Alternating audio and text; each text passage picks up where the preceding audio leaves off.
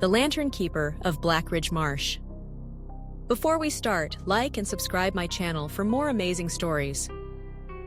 In the remote village of Blackridge, surrounded by a suffocating swamp and dense woods, locals spoke of a spirit that wandered the marsh at night, carrying a single flickering lantern. Children were warned never to follow the light. For those who did, were never seen again. For nearly 60 years, the legend remained buried under moss and fog. But then, 3 teenagers went missing in 1 week. Detective Naomi Flint, assigned to the small-town division after a suspension in the city, didn't believe in ghost stories. She believed in patterns, and she found one. Each disappearance occurred on a foggy night.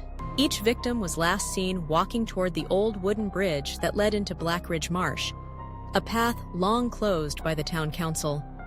Locals feared the marsh. They claimed it breathed. They said it spoke. Naomi brushed off the warnings and went to investigate.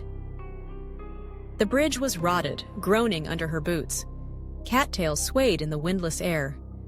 The marsh stretched endlessly ahead, black water swallowing everything it touched.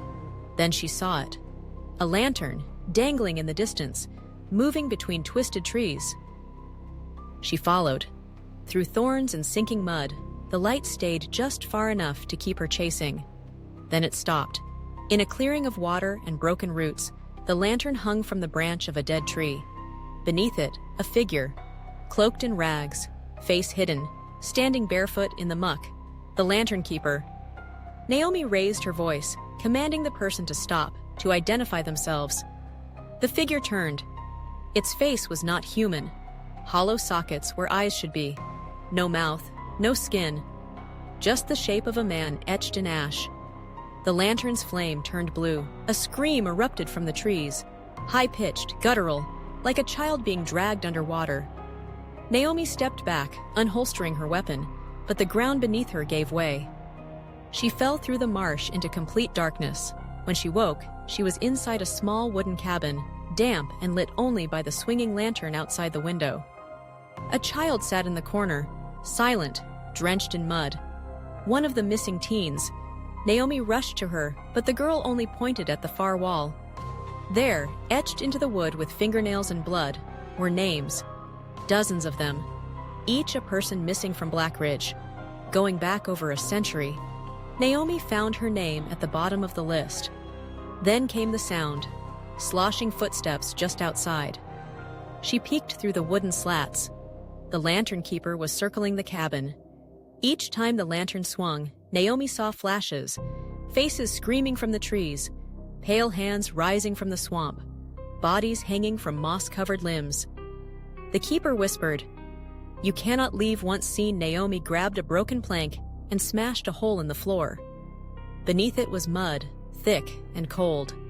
But deeper down, stone steps. She crawled into the dark, guiding the girl with her.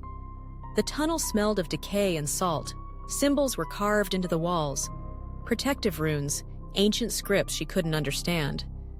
At the tunnel's end, they reached a chamber made of stone. At its center stood a shrine of bones. Atop it, a second lantern. Unlike the one outside, this flame was pure white. The girl spoke for the first time. "Light it and he fades." Naomi reached for it, but the lantern keeper was already inside the chamber. His hand extended. One of ash, the other made of bone. He hissed, "This light is not yours." Naomi grabbed the white lantern and held it high. The chamber roared. Wind and screams howled around them. The keeper's form began to unravel, his body turning to mist, then smoke, then gone. The chamber collapsed. She and the girl barely made it to the surface. When she emerged, the marsh was still. No more whispers, no more lights. The girl was reunited with her family. But when Naomi returned to the old wooden cabin a week later, with a full investigation team, it was gone. No signs, no tunnel, no lanterns. Only a single name newly carved into the bark of the tree where the lantern once hung: Naomi Flint. That night in her motel room, the lights flickered. Outside, through the window, a lantern swung gently in the fog.